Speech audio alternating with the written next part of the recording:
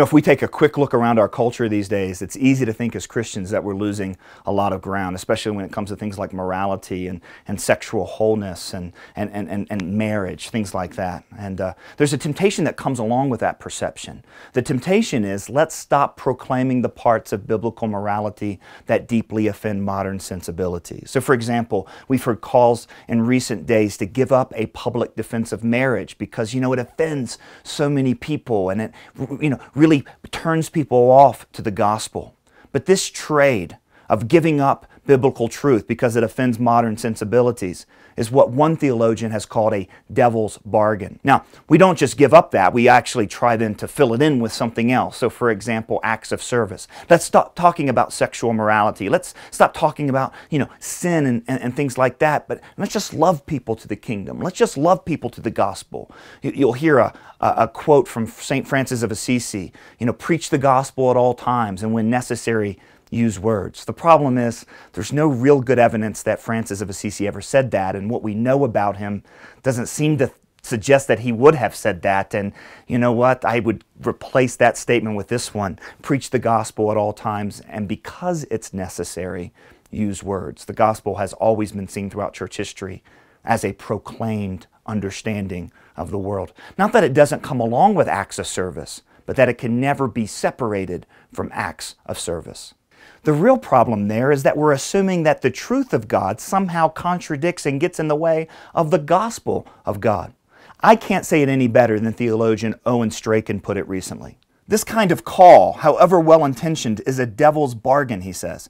To be a Christian is to stand upon God's truth, God's wisdom. There is nothing in Scripture to apologize for. There's nothing to feel bad about. God doesn't need new PR. He doesn't need people to be embarrassed for Him. He's not looking for super authentic apologizers who can clear up the scandal of His claims of cosmic dominion. He hasn't overestimated. His calculations of rightness have not been proven wrong. He isn't red-faced in heaven in the face of modernity or postmodernity or whatever else will come down the pike. Heaven does not quake at earth. It's the other way around. Jesus demonstrates this clearly at the Last Supper. The last Thursday before Easter in the church calendar is called Maundy Thursday. Now that's a strange name, but the word Maundy comes from the Latin word which means command. It was at the Last Supper that Jesus said, "A new command I give to you, love one another," and then He illustrates that command by an act of service, getting down in the posture of a servant, even a slave, and washing the filthy feet of the disciples. But to understand why this command was such a big deal, we need to remember that at this point, Jesus and the disciples are celebrating the Passover. Now, they're celebrating the Passover because they're good Jews. And every year, good Jews were obeying God's command to remember. Remember what? Remember the Exodus, when God redeemed the children of Israel from slavery in Egypt. But at this Passover celebration, Jesus tells them to remember something else.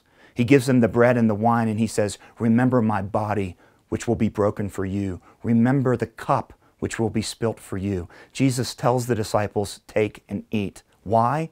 Because Jesus, the second Adam, is using the same words that a serpent in the garden used to the first Adam, "Take and eat."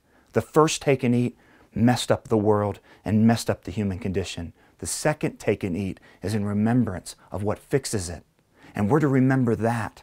We're to remember that redemption from our own sin, from our own condition of brokenness before God. And to remember that well means also doing acts of service. Jesus takes the truth of the gospel, the service of the gospel, and they are united and inseparable forevermore. Thanks for joining us for ReEngage.